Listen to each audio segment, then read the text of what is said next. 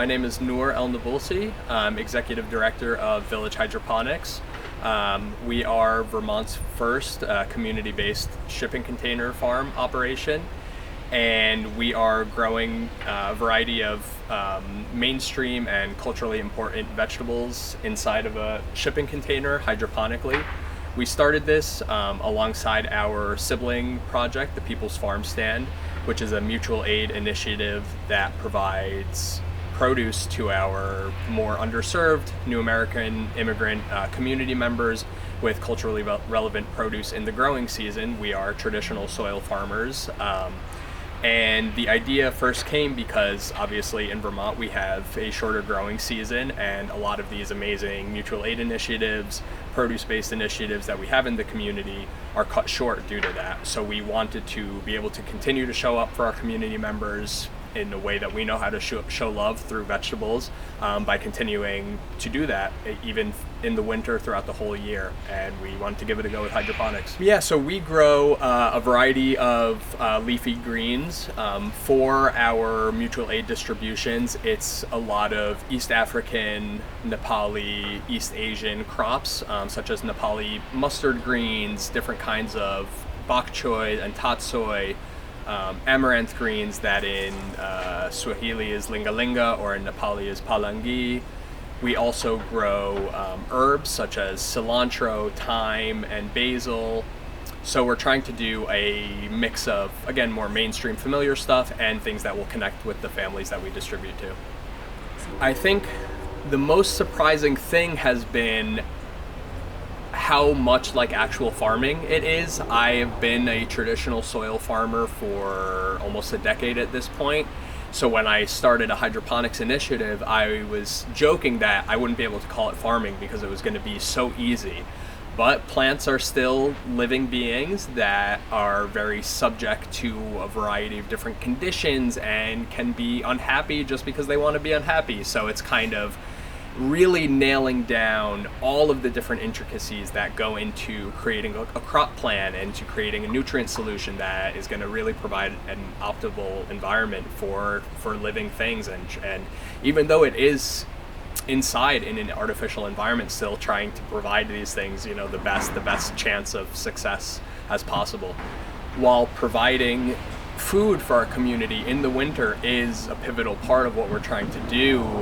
As you alluded to, the educational components is just as big. We want to get students and community members excited about plant sciences and agriculture and hydroponics as a facet of that, and business planning. So we've had Randolph Union High School come out, we've had the Vermont Common School, and we just want that to be a real cornerstone of what we do.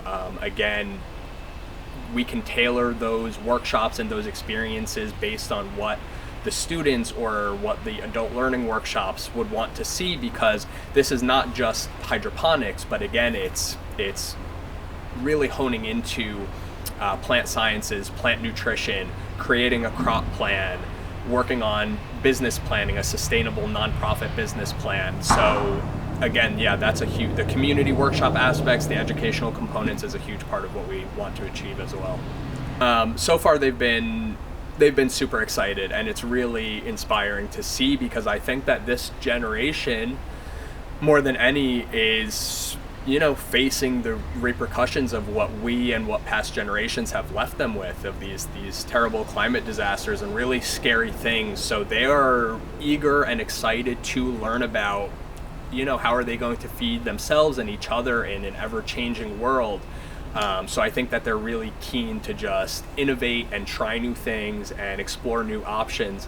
So it has been really cool. For example, the Randolph Union High School group, it was their food systems class that came, and they're already doing a small hydroponics operation just led by some really amazing teachers that you can see just really care about their students and about what they're doing. And when they left, all the students and the teachers were like, okay, we want to build a shipping container farm now. So it was just really, really cool to see their excitement and just having really, really good questions for me. I think the most, just a small example, but the most joyful experience so far, 2 weeks ago was our first harvest for the People's Farmstand. And the Nepali mustard greens that we were growing in the container were seeds saved from some of these families that we work with at the South Meadows neighborhood. They saved those seeds specifically for us, so they're kind of an heirloom family seed, and I saved them really nicely. They were the first things that we seeded, and they exploded. They were these giant, beautiful mustard greens, and just getting to bring that first harvest to those families, and just seeing this one woman, her name is Sue, she's awesome. She's been with us since day one in particular, just so excited and running around, showing her friends and showing her family members that in fact was the seeds that she saved for us. That made, all of the challenges worth it so far. Yeah, next steps I think is to really hone in on the growing. We want to become efficient in our crop plan so that we're really here to kind of divert as much food waste, crop waste as possible. So we want to hone in a crop plan and a growing system that we are really executing, that we can have a maximum seed to harvest ratio. Everything that we're seeding, those plants are happy. We're harvesting them nicely. We're getting them out to our community members.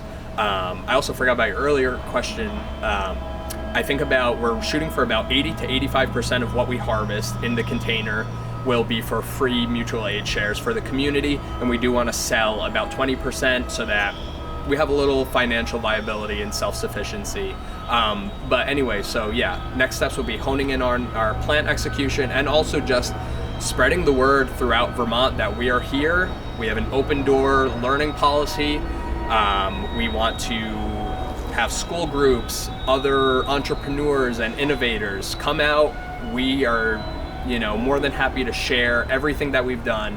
We want to help you learn, and so that you can do this yourself, and we're kind of taking the headache and all the learning curves away from you so you can try it too.